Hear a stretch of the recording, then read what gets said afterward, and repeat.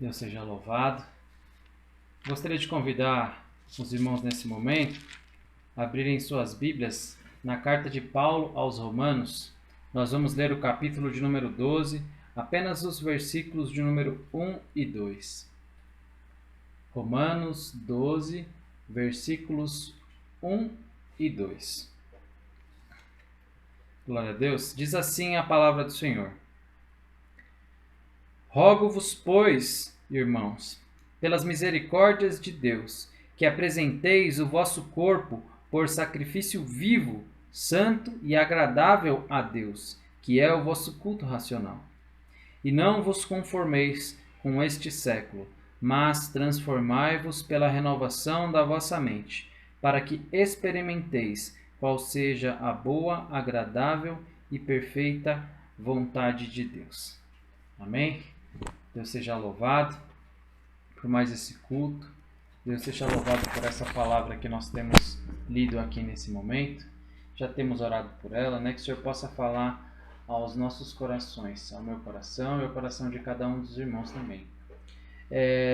Irmãos, essa carta aqui de Paulo aos Romanos é uma carta muito preciosa. Dentro da história do cristianismo, grandes, homens de Deus se converteram ao lerem ou ouvirem essa carta. E é tremendo a gente ver que essa carta aqui que nós lemos, esses 2 versículos apenas, ela na realidade é como se fosse um tratado a respeito do Evangelho. O apóstolo Paulo escreveu à igreja que estava se formando em Roma. Os cristãos, pessoas convertidas a Cristo, que moravam em Roma. E ali Paulo, apesar de nunca ter estado naquele lugar, ele conhecia muitos irmãos, envia essa carta, e ele faz questão de escrever uma carta como um tratado, a fim de apresentar o Evangelho, a mensagem de salvação que há em Cristo Jesus. E é tão maravilhoso, e eu convido você a ler essa carta por inteiro. Nós lemos o capítulo 12, os primeiros 2 versículos, que já está próximo do fim dessa carta. Mas antes desse texto, existem 11 capítulos que vão falando vez após vez do plano de Deus para a humanidade. O que Deus operou e trata a respeito da justificação que há em Cristo Jesus. Primeiro ele apresenta a nossa situação, que todos pecaram e carecem da glória de Deus, porque todos foram destituídos da glória de Deus. E vez após vez ele vai apresentando a nossa situação e apresentando qual foi a resposta de Deus através de Cristo. O que Deus operou em Cristo na vida de todos nós. E é tremendo, irmãos. Porque quando a gente chega nesse último capítulo de número 11, que antecede aqui o capítulo de número 12, nós vemos como se fosse o apóstolo revelando o plano de Deus, o propósito de Deus. E o versículo de número 32 do capítulo 11, ele diz assim: porque Deus a todos encerrou na desobediência, a fim de usar de misericórdia para com todos. E ele trata a respeito de muitas coisas, a respeito dos judeus, dos planos de Deus, de tudo que aconteceu com eles, mas também do que isso operou em nós, que somos gentios, que não somos nascidos da linhagem, Mas nós nos convertemos e fomos circuncidados, não no exterior, mas no interior do nosso coração. E depois de passar 11 capítulos falando a respeito do que Deus realizou, dos propósitos de Deus, de tudo que Ele opera em nós, é maravilhoso porque ele começa esse trecho aqui no capítulo 12, é onde ocorre a transição que é muito comum nos escritos de Paulo. E é tremendo, porque não é só característica de Paulo. Tudo aquilo que Deus fala, ele fala para que a gente possa colocar em prática. Enquanto Jesus esteve aqui, depois de dar o seu grande sermão, ele fala assim: aquele que ouve essas minhas palavras e as pratica é como um homem prudente, que construiu a sua casa sobre a rocha. Uma casa que sobrevive até as maiores adversidades que virão. E é tremendo porque o que Paulo está fazendo é a mesma coisa. Porque esse texto ele começa com uma exortação e uma súplica. Paulo ele diz assim: rogo-vos, pois, irmãos. E esse rogo-vos é um pedido que Paulo estava fazendo, mas ao mesmo tempo era uma exortação. E é tão maravilhoso que ele já nesse momento chama todas essas pessoas de irmãos, mesmo que na época existia uma grande dificuldade entre os judeus aceitarem os não-judeus.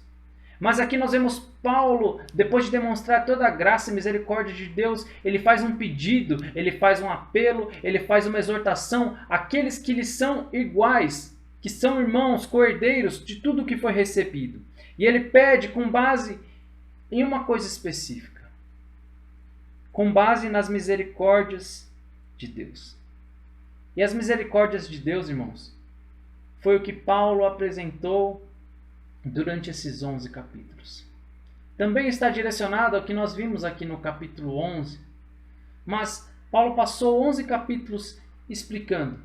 E então ele diz assim: olha, diante disso tudo que eu falei para vocês, eu tenho um pedido e uma exortação para fazer, meus irmãos. E aí então ele diz: que apresenteis o vosso corpo por sacrifício vivo, santo e agradável a Deus, que é o vosso culto racional. E não vos conformeis com este século, mas transformai-vos pela renovação da vossa mente, para que experimenteis qual seja a boa, agradável e perfeita vontade de Deus. Porque quando nós ouvimos a mensagem do Evangelho, de tudo que Deus fez para nós, em Cristo, nós precisamos responder. Aquilo que foi falado para que uma prática existisse depois. É necessário uma resposta para que nós sejamos como homens prudentes. É necessário que diante de tudo que nós já conhecemos do Senhor, nós tenhamos uma resposta. E qual é essa resposta que nós precisamos dar? Essa resposta, quando a gente olha para o título que é dado na maioria das Bíblias, por exemplo, na minha, antes do capítulo 12, está escrito assim: a nova vida. Porque diante do que Jesus fez, é necessário que exista um novo viver, uma nova forma de andar. E é tremendo que ele começa dizendo que o que nós precisamos fazer é apresentar os nossos corpos como um sacrifício. E é interessante a gente já saber que essa palavra, apresentar, é a mesma palavra que é utilizada para oferecer um sacrifício. Se nós olharmos no capítulo de número 6, o versículo de número 13 diz: nem ofereçais cada um os membros do seu corpo ao pecado como instrumentos de iniquidade, mas oferecei-vos a Deus como ressurretos dentre os mortos, e os vossos membros a Deus como instrumentos de justiça. E aí no versículo 16 ele diz: não sabeis que daquele a quem vos ofereceis como servos para a obediência, desse mesmo a quem obedeceis sois servos, seja do pecado para a morte ou da obediência para a justiça? E essa mesma palavra que foi utilizada nesses versículos como alguém que se oferece, é a mesma que é utilizada para nós, e aqui é traduzida como apresentar. Porque esse apresentar como sacrifício, irmãos, é nós nos oferecermos a nossa própria vida a Deus como um sacrifício. E é interessante porque quando a gente olha no Antigo Testamento, a gente vê que as pessoas, ao final de um ano, quando chegavam diante do Senhor, eles ofereciam sacrifícios de acordo com suas posses. Poderia ser um cordeirinho, ou quem não tinha, oferecia pomba ou outros animais assim. Mas nós vemos aqui que a pessoa pegava um animal que era separado e oferecia. Mas agora é algo diferente. Porque nós não somos chamados para oferecer ou apresentar algo que está distante de nós, que está fora. Mas nós somos chamados para nos apresentar a nós mesmos ao Senhor. Nos oferecer a nossa própria vida como um sacrifício. E é interessante porque aquele sacrifício era de um animal, ele era morto e ali o seu sangue era derramado, né? Tinha toda a forma com que era feita, mas nós somos chamados a nos oferecer como um sacrifício vivo, santo e agradável a Deus, que é o nosso culto racional. Porque a nossa vida deve ser oferecida a Deus de forma, irmãos, voluntária. Nós somos chamados a nos apresentar ao Senhor por nossa própria escolha, como resposta ao que Deus fez por nós. E é interessante que essa palavra que aqui está dizendo como racional, em algumas traduções pode estar dizendo como espiritual. Porque o nosso culto ao Senhor, ele deve ser dedicado por uma escolha voluntária. E ele deve ser apresentado de uma forma viva e verdadeira. O que contrasta com muitas vezes o que era visto no Antigo Testamento. Porque o que tinha no Antigo Testamento tinha a ver com cerimônias. Mas nós somos chamados para nos apresentar a Deus, a nossa própria vida, de forma voluntária, de forma racional, com a nossa mente e de forma espiritual. Nós precisamos nos envolver, nos relacionar com Deus e dispor a nossa vida para que a vontade dele se cumpra em nós. E é triste porque muitas vezes nós não fazemos isso. Muitas vezes a nossa resposta ao que Deus faz por nós, a sua mensagem do Evangelho, pode ser apenas um rito, uma cerimônia, ou como muitos falam, como um evento. E é triste porque muitas vezes a religiosidade das pessoas pode ser confundida como um evento, um culto ao qual eu compareço. Mas não é nada disso. A nova vida que Deus tem para nós é uma vida de entrega total a Deus, de entrega voluntária, de servir a Deus, de se relacionar-se com Deus. E é tremendo, irmãos, porque a gente é chamado para seguir a palavra de Deus, para viver o padrão de Deus. E aqui a gente vê que a palavra continua dizendo no versículo de número 2, ele acrescenta: e não vos conformeis com este século, mas transformai-vos pela renovação da vossa mente. Essa palavra conformar, que talvez na sua tradução pode estar como se amoldar, não tem a ver com aquela conformação que a gente se conforma com uma situação, como se a gente aceitasse. Mas esse conformar ou amoldar é tomar a forma. A gente está numa época de Páscoa. E é interessante você pensar que para a pessoa fazer um ovo de Páscoa, ela coloca o chocolate ali derretido dentro de um molde, dentro de uma forma. E aquilo toma a forma que o molde apresenta.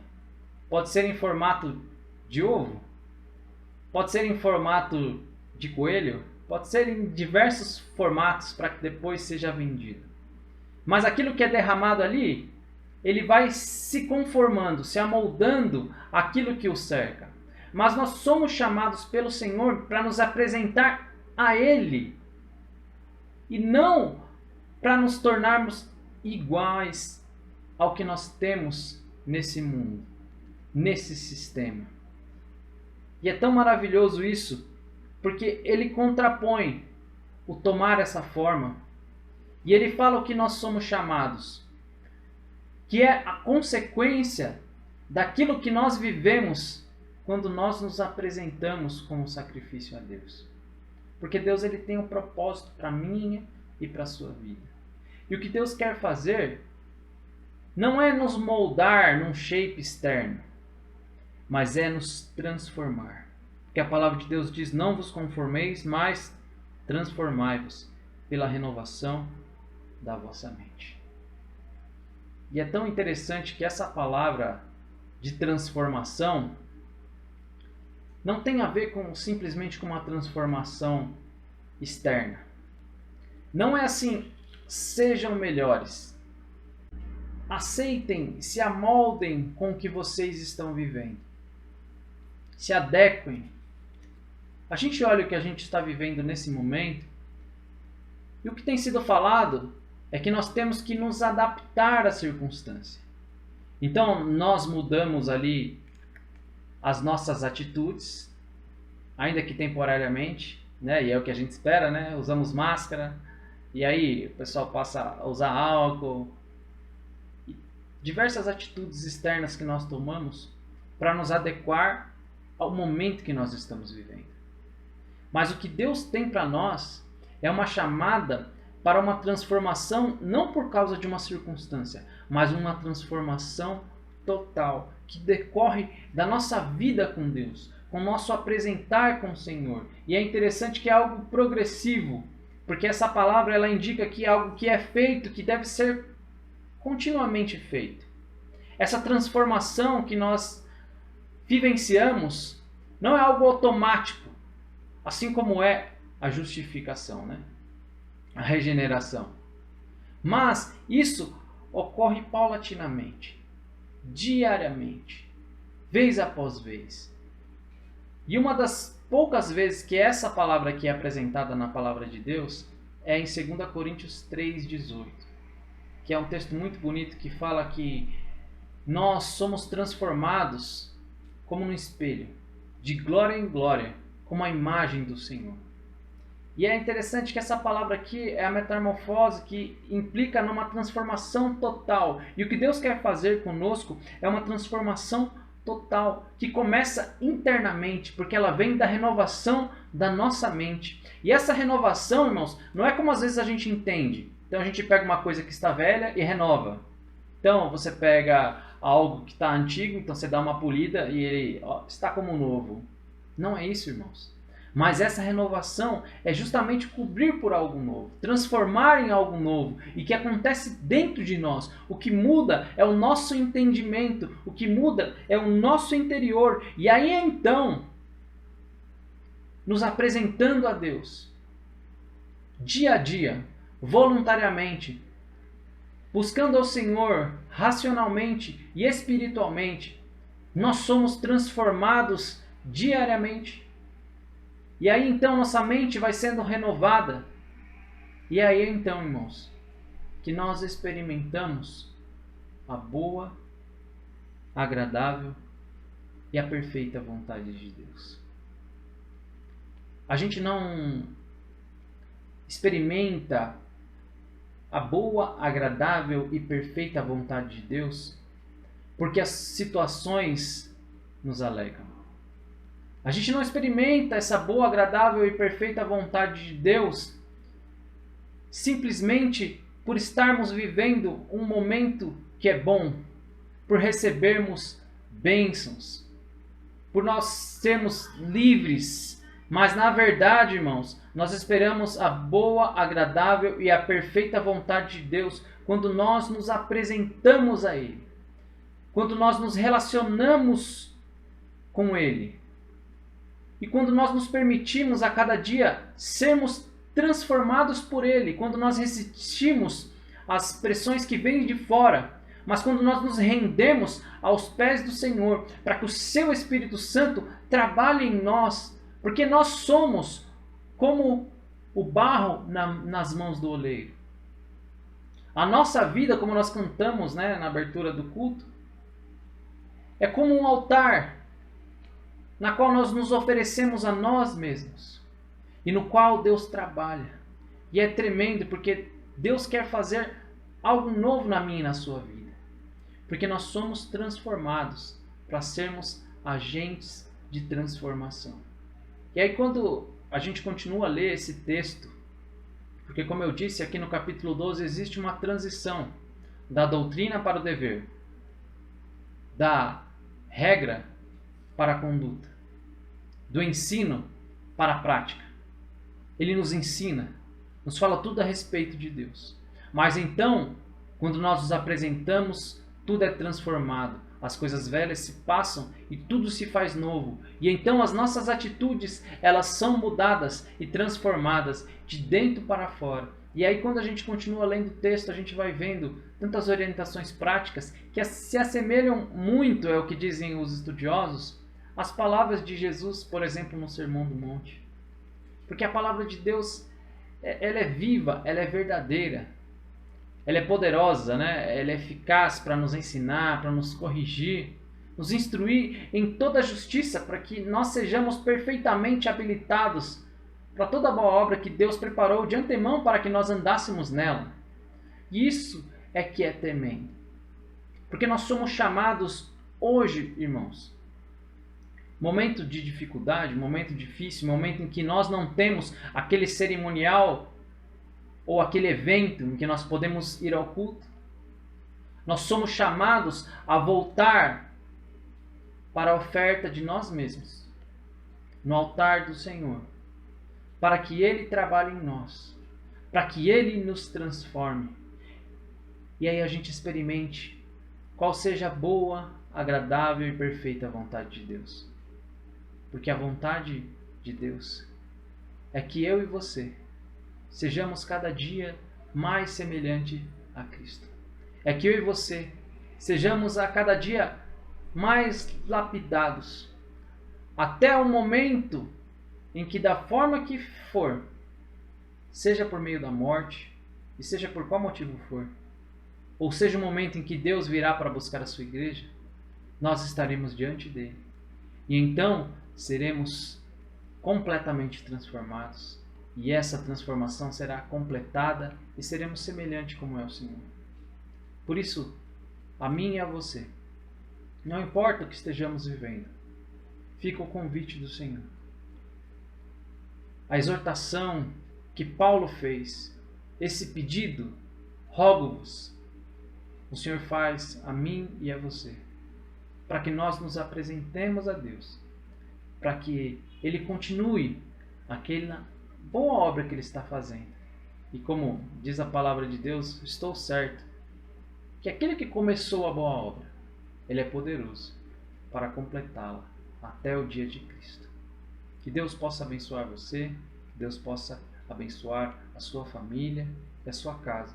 Que você possa viver mais na presença de Deus e experimentar, porque a vontade de Deus ela pode ser experimentada.